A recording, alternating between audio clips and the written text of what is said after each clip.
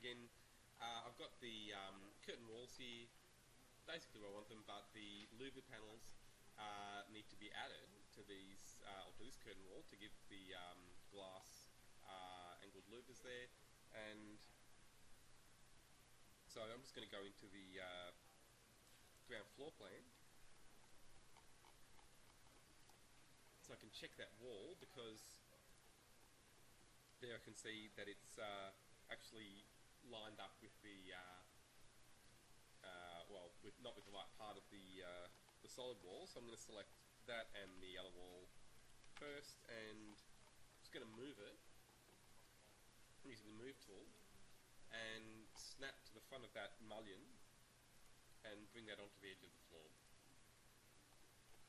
So you'll see, if you look through the photos, the new photos I've put there especially, you'll be able to zoom in to the edge on a lot of these photos, and here we are, so that's better detail.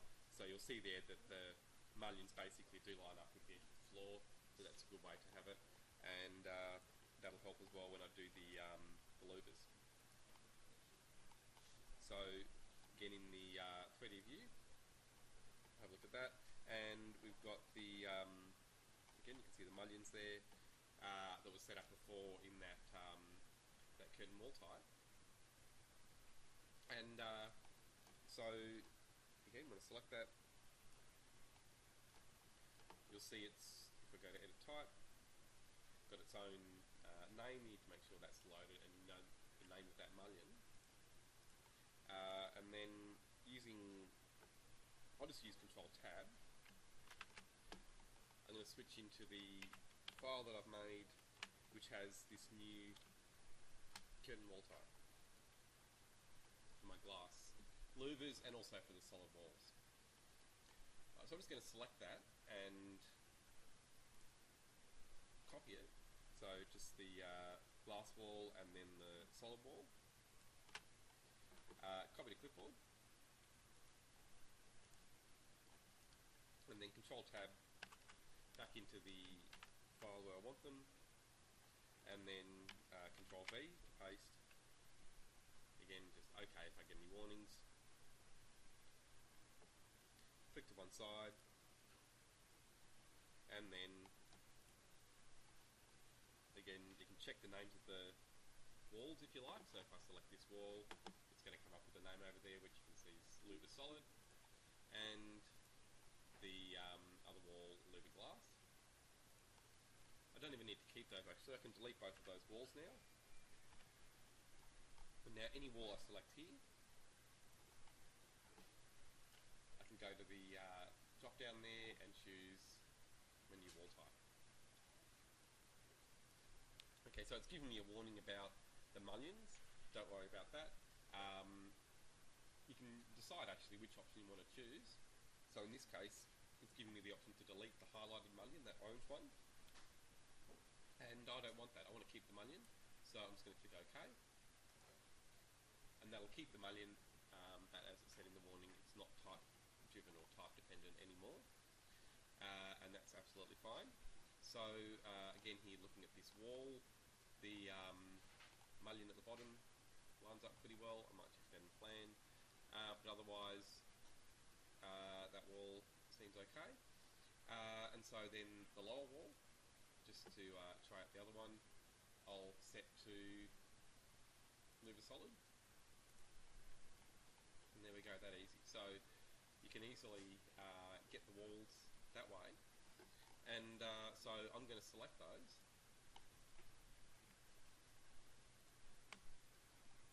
Again, just with Control, and again I'm going to use copy to clipboard, just to make sure that they are still on the clipboard. I'm going to make a new file, new project file, using the architectural template, and then I'm going to paste those walls into it for you to copy. So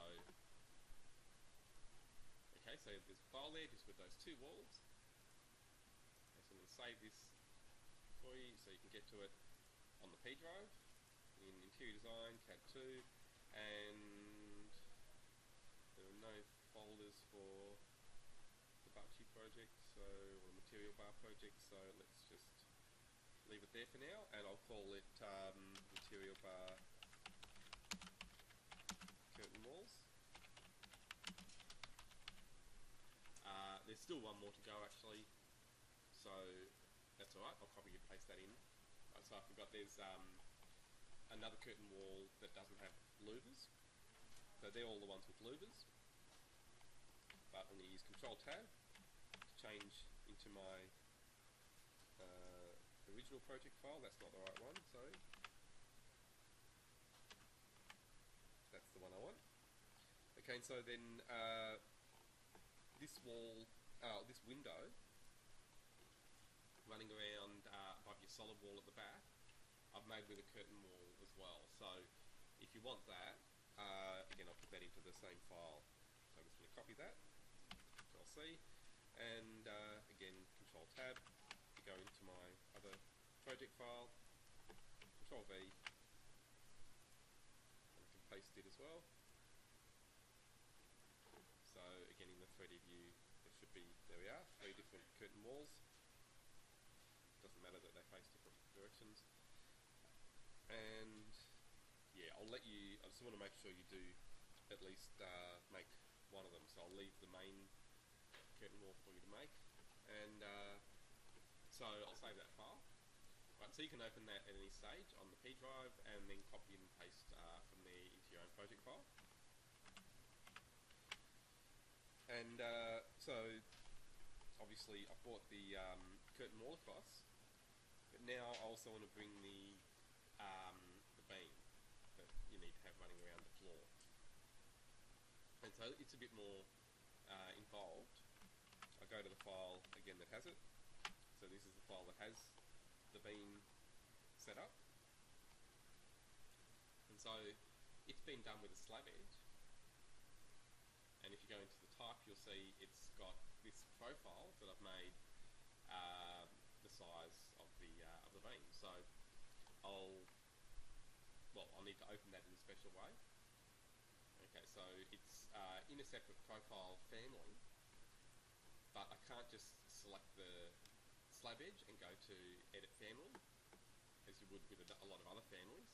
So just to quickly show you, any regular family, you can select it, and usually you'll get Edit Family on the ribbon there. But because it's a profile family, it lives within a type, so in a bunch of settings, where you can choose it from a list, but you can't easily go to Edit Family from there. But you always have the Family section in your project browser. So you can go down there, on the left, expand it, and you'll see all the families in your project. So going down further, we've got Profiles, expanding that, and I'll find, there we are, Slab UV Profile. So that's just universal beam, and there it is. So there's my profile, and I can right click on the family, right click, and then go to edit, and that will actually make a profile family file for me. So that's a really useful step. And now again I can just save this, save as family, and I'll save it into the same folder there, just making sure that's, yep, the one on the P drive. Okay, so that's called Slab UV Profile, and you'll be able to use that for both the slab and the roof. So I'm going to load that into a project, and this is how you would use it. So you'll need to go and open this file, so just with a regular open. So it's useful, I've been showing you can use open to browse project files and find things like stairs and railings, not family, just go open. That lets you open any file. So, like I was saying, good to open project files that way, but it's also useful to open family files. So what you'll need to do is go and browse. Often you go to the material library, metric library that way, but in this case you need to go to the P drive and computer design, CAD2, and find that Slab UV Profile file, open it, and then you can use load into project. And that means you don't have to go and browse to find your project file. You just load it straight into it. So there's my project file that I'm updating. Okay, so that's loaded in now.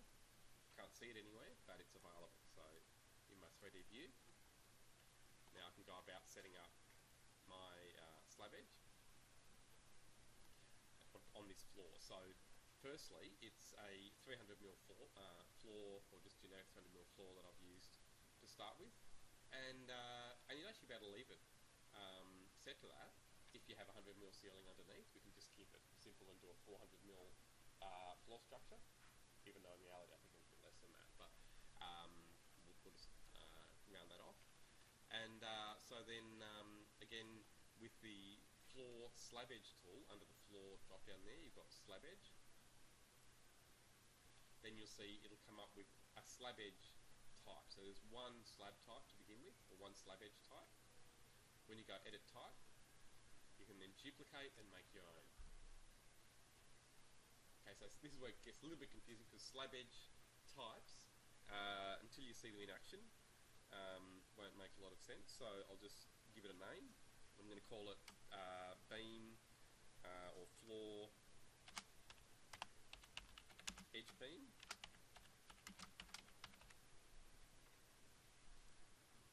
Okay, so at the moment it's set to be a concrete kind of footing, but from the list there I can choose my profile, slab UV profile.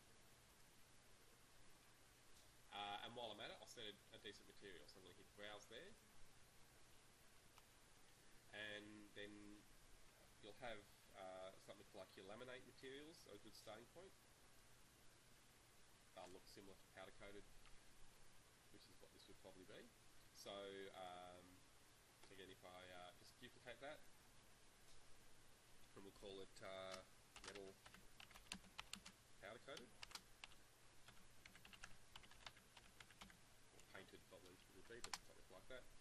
And then again, for the appearance, we'll go to replace and put on the plastic.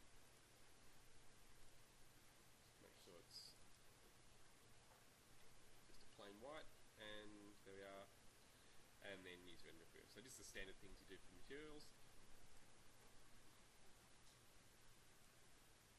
Alright, so that's set up, and then now I can choose any edge on a floor, and it's going to add that beam profile.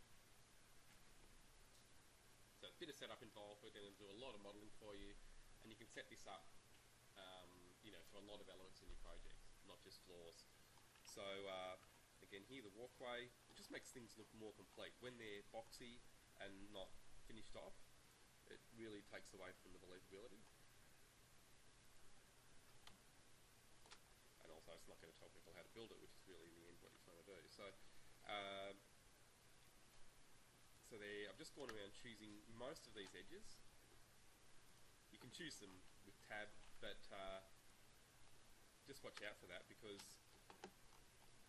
it can be tricky if you don't want this edge here and you don't want that. So yeah, just as a tip, I'd say choose them individually, you'd be better off. So I'm just going to finish that one there, and you can see it's gone all the way around, or most of the way around the floor. And it's a good thing just to practice with. Use floor slab edges and things like that a lot more than you might think in real projects.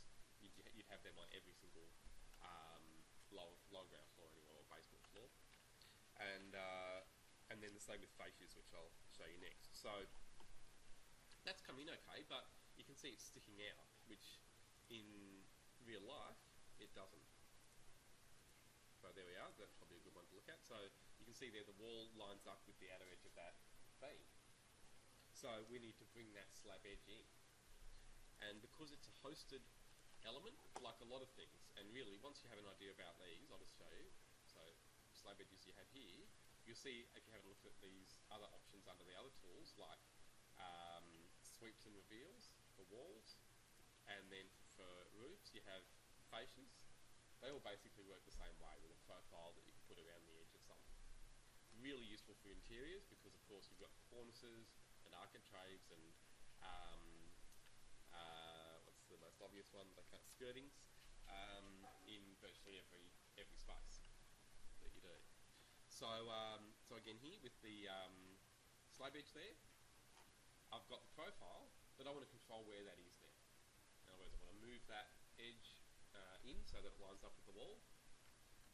So what I'm trying to get you to think about there is the fact that you don't, or you can't edit that directly, but I can always move the floor. So if I go and move that floor edge, look at the plan first. Okay, so that's my wall, which also should be the edge of my floor, and let's see, my solid wall, yep, should line up with that as well. And then my beam's coming out so far, so let's just measure that.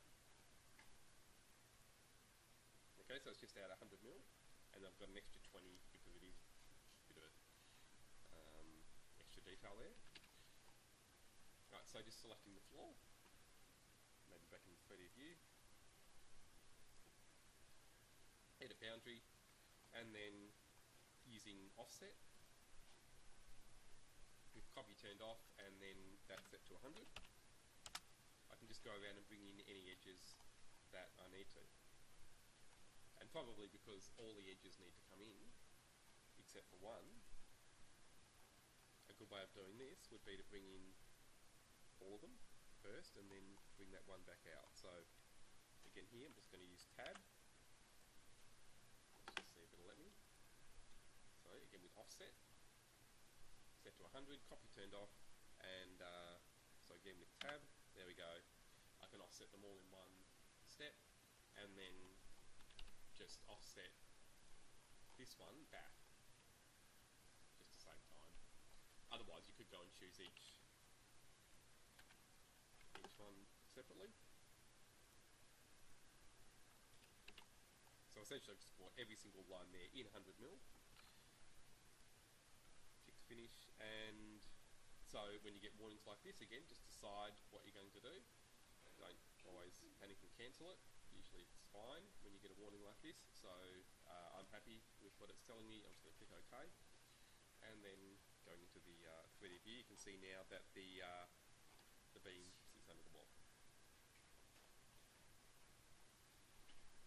Okay, so that, like I said, is the same profile that you can use for the roof. So to set it up for a roof, you just need to do basically the same thing, but for a fascia. Under roof fascia, okay, again, it's set to a default fascia, so you can just go edit type, duplicate, and we'll call it roof beam. It's for edge beam. Yeah.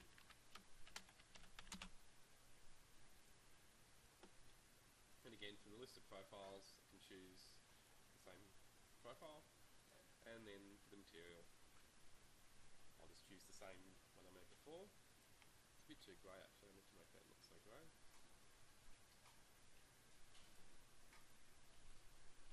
Okay, there we go.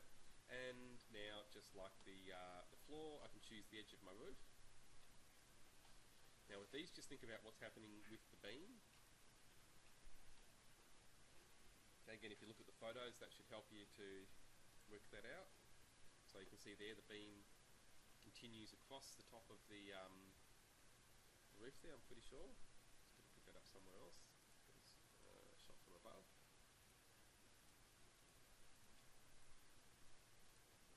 Sure, I got one. There we are. So I'm fairly sure it does continue. Just going to make doubly sure. Yeah, over the top. It's hard to see, but yeah, if you will pick that up, hopefully. There we go.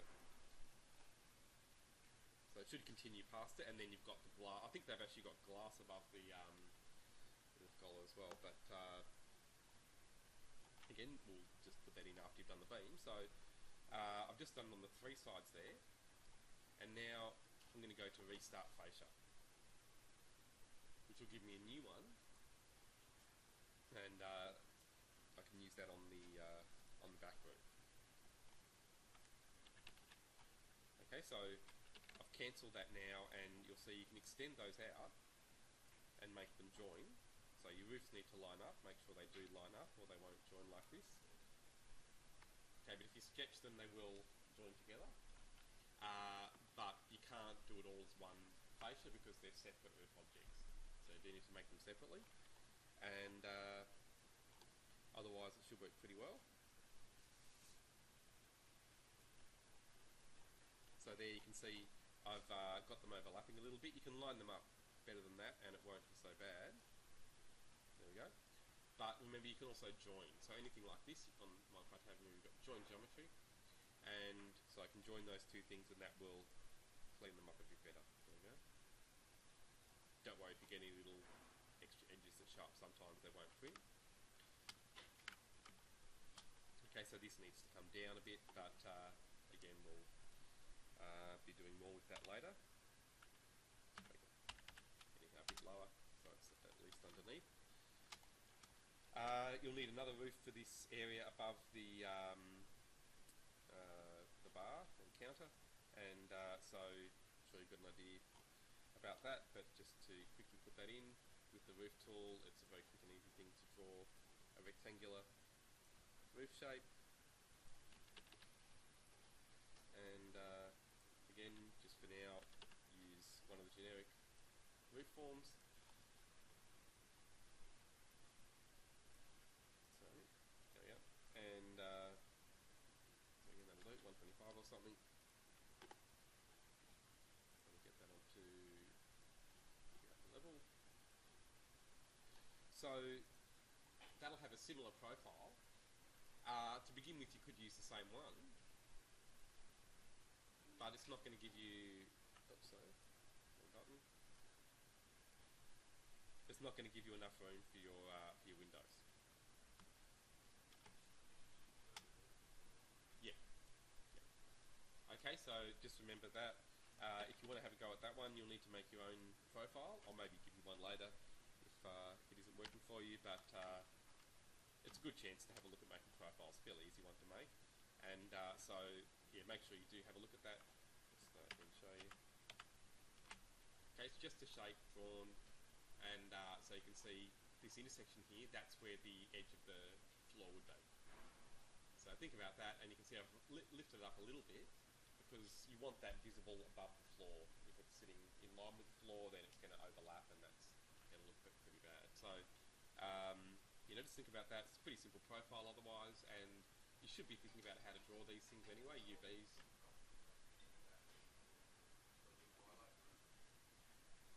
Oh, the thickness of the roof, 200. Yeah. Yeah, that's it. Yeah, exactly. Yeah. Okay, so